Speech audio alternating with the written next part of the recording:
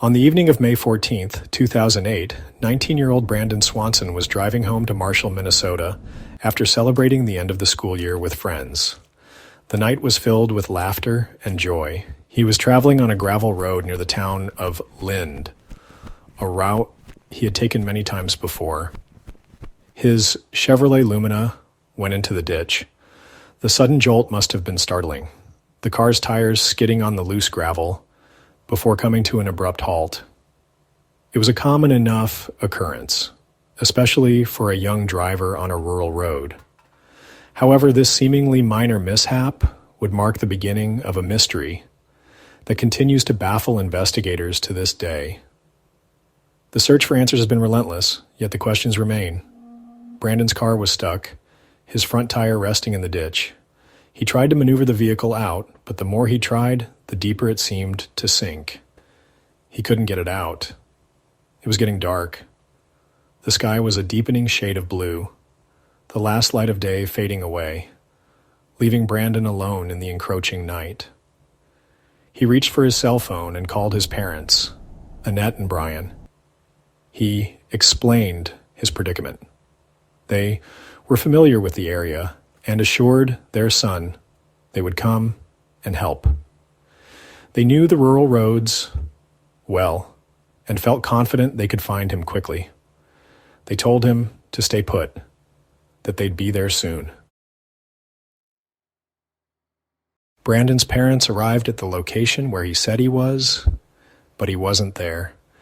The night was eerily quiet. They called out his name, but there was no response.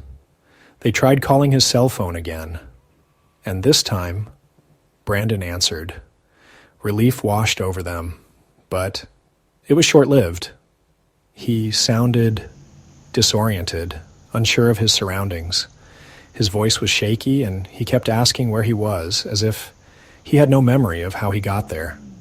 He tried to describe landmarks he could see, but his words painted a confusing picture.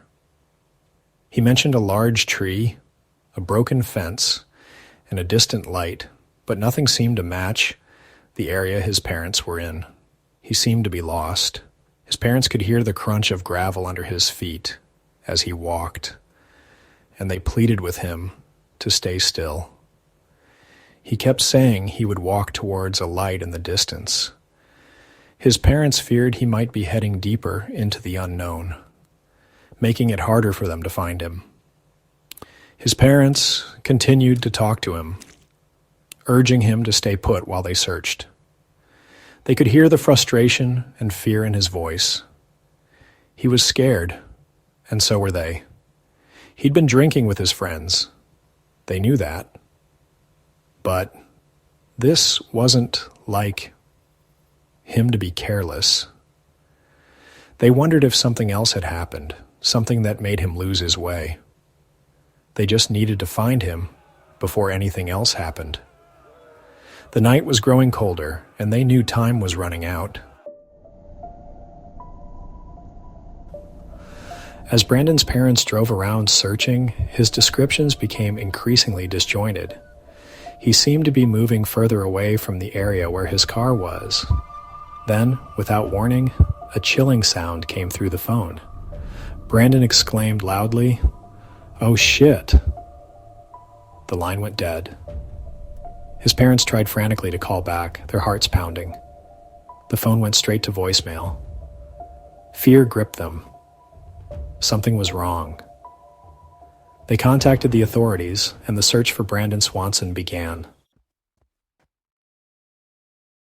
Police and volunteers scoured the area where Brandon's car was found. They followed the route they believed he may have taken based on his last phone call. Search dogs were brought in, but they were unable to pick up his scent. The terrain was difficult. Fields, ditches, and waterways made the search challenging.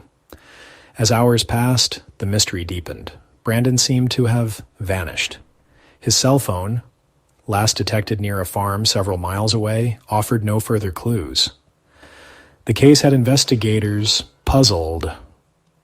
What had happened to Brandon Swanson? Missing now for weeks, The search for Brandon expanded. Hundreds of volunteers joined the effort, determined to find the missing teenager. They distributed flyers with Brandon's picture, hoping someone might have seen him. Divers searched nearby rivers and ponds, but there was no sign of him. The lack of evidence only intensified the mystery. Theories began to circulate. Had Brandon wandered off disoriented? Had he been the victim of foul play?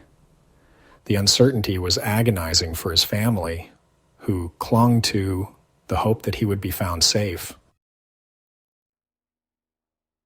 Years of uncertainty. Theories and speculation. Despite numerous searches and investigations, no trace of Brandon Swanson has ever been found.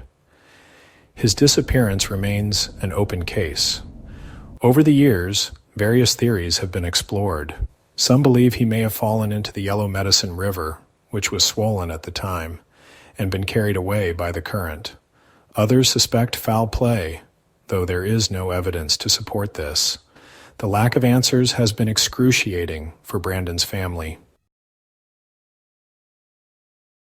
The Brandon Swanson Foundation, keeping hope alive. In the years since Brandon's disappearance, his family has turned their grief into action. They established the Brandon Swanson Foundation, an organization dedicated to providing support to families of missing persons. They have worked tirelessly to raise awareness about missing person cases and advocate for improved search and rescue efforts. They keep hope that someday they will learn what happened to their son. A chilling reminder, the disappearance of Brandon Swanson reminds us of the unpredictability of life. An ordinary evening took a tragic turn, leaving behind many unanswered questions and a family forever in grief. His case highlights the importance of being aware of our surroundings, taking precautions when traveling alone, and staying in contact with loved ones. It underscores the fact that even in our modern world, people can vanish without a trace.